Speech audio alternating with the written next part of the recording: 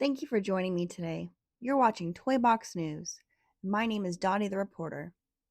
This week, we're going to change it up. Today, we'll discuss some major toy headlines and we'll take a deeper dive into toy releases for the week on Sunday. So make sure you are subscribed so you don't miss out on this week's major toy releases. But now, on to the headlines. Will Mattel sell to Hasbro? This rumor has swirled in the past, but this week, a large investor inside Mattel issued an open letter, and the stock market responded. We have Mattel's reaction as well. Hot Toys high rise advertising. We have the details on how you can catch a glimpse of the galaxy's favorite baby on this building. And Legos is updating its age rating. We'll tell you why. And a toy company is getting some attention after a court ruling against Trump's tariffs. Next in the headlines, there are some pop up stores that are happening now, and we'll let you know how you can get the free merch. Lastly, in celebration of their 40th anniversary, American Girl has revealed a crossover with Mattel, and we'll take a closer look. At the top of the news, we've been hearing this rumor for decades, but this time it sounds a little different. Southeastern Asset Management, which holds a 4% stake in Mattel, issued an open letter on May 7th urging the toy maker to explore a sale or go private. And the investor argues that Mattel's current public market valuation does not reflect the long term value of its intellectual property. The investor suggested three primary paths to maximize shareholder value: private equity acquisition, a sale to a strategic competitor, or a sale to a media company, even mentioning the Warner Brothers bidding war. Again, this hasn't been the first time this has been teased. It is the first time an investor inside Mattel released a public letter, which, of course, had a response in the market. But let's first compare the two companies. When you compare the two companies, Hasbro is obviously doing better, and mostly accredited to their online games that has exploded in this last year. And in just the last 7 days, their stock has been up 1.6% and 63.3% over this last year, while Mattel has fallen 20%. And since the news broke of the letter, Mattel's stock went up Friday morning by 2%, while Hasbro only went up by 0.3, which shows Toybox News that investors would be somewhat happy about this move, especially Mattel. But the internet and most toy buyers and collectors responded negatively in comments, and it looks like this is the first unwanted game of Monopoly. And the push for privatization comes after a period of volatility for Mattel stock.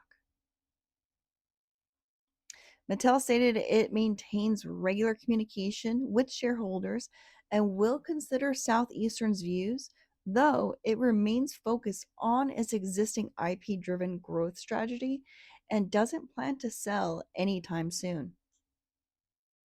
And the Force is arriving in a big way as the Star Wars MINISO collection and pop up store officially makes its debut in the United States. And on May 9th, the first 100 fans received a free blind box at the Woodfield Mall. Organizers say customers that spend $60 or more will receive a collectible fridge magnet. The pop up event will take place at Woodfield Mall from now to the end of the month, while having two other pop ups in New Jersey and Washington. In other news, legendary broadcaster and natural historian Sir David Attenborough is celebrating a major milestone. The television icon officially turned 100 years old this week. Fans across social media quickly flooded the internet with birthday tributes and messages honoring Sir David's decades long career. Many also joked that turning 100 means he's now officially too old for Lego. That joke comes from the Lego Group packaging, which often lists age recommendations on its sets. Some fans humorously pointed out that Sir David had finally passed the maximum age limit. This is a common joke we've seen in memes and posts all over the internet. Well, that has all changed. Announcing via Instagram, Lego is changing their age label to 100 plus, saying there's no age limit for those who never stop playing. Lego has used the famous ages 4 to 99 label for decades. It became especially common on sets from the 1980s through the 2010s. Meanwhile, on May 7th, the U.S. Court of International Trade ruled against sweeping tariffs imposed by the Trump administration, providing a legal victory for the toy company Basic Fun. Tariffs of 10 to 20% were imposed on imported goods, significantly increasing costs for toy manufacturers last year. One affected toy company was Basic Fun, which relies heavily on global supply chains. Basic Fun challenged the 10% global tariffs in the U.S. court, which ruled them invalid on May 7th. The court also ordered refunds for the tariffs previously paid. The court ruling against the 10% tariffs has prompted the expectations of widespread refunds and could reshape future trade policy. However, the U.S. current government has already filed an appeal, meaning the tariffs and legal uncertainty may continue during the ongoing court process. If the government's appeal proceeds, the case will likely go to a higher court, which will review whether the original ruling striking down the tariffs was legally correct. During this time, enforcement and refund actions may be paused or delayed, depending on whether the court issues a stay. If the higher courts upholds the decision, the tariffs would remain invalid and affected companies like Basic Fun would likely continue moving toward receiving funds. If the ruling is overturned, however, the tariffs could be reinstated and companies might once again face the added 10 to 20% cost burden. Turning to our next story, advertising toys have gone to a whole new level, like galaxy level. If you're in Hong Kong, don't forget to look up because the cutest child is in the galaxy eating away. The airside building is lighting up with a stunning show that captures the legends of the galaxy mixing with toys. You can check this out now until June 3rd from 7 p.m. to 9:55 p.m.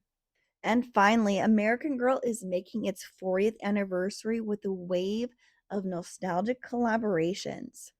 Honoring the brand's legacy and iconic characters, the anniversary celebration brings together classic storytelling, beloved dolls, and collectible partnerships designed to connect generations of fans.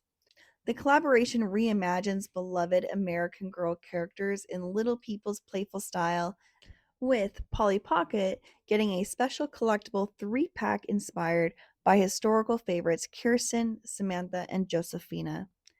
The miniature book themed compacts reimagine the character stories in Polly Pocket form while highlighting the signature outfits and eras that made them fan favorites. What a week! Thank you for joining, and don't forget we will have a Sunday video. If you want to support the channel, please subscribe and make sure to hit the bell.